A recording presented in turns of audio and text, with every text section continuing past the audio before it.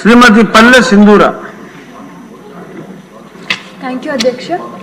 దక్షిణ భారతదేశంలో సత్యసాయి జిల్లా చాలా వెనుకబడిన జిల్లా అధ్యక్ష. ఇందులో గత 33 సంవత్సరాలుగా 19 సార్లు కరువు వచ్చింది.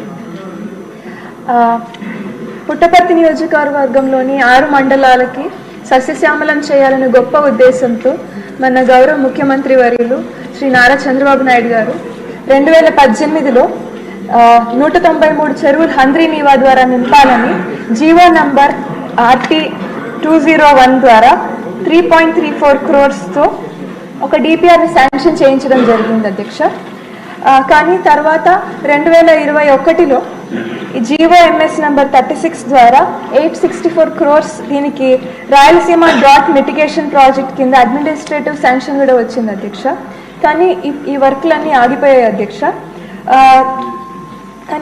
ఈ వర్క్ కింద కంప్లీట్ అవుతే మా నియోజకవర్గంలో దాదాపు 10,000 ఎకరాలకి పూర్తిగా సాగులోకి వస్తుంది. అలాగే 2,24,000 మందికి తాగునీటి సమస్య తీరిపోతుంది అధ్యక్ష.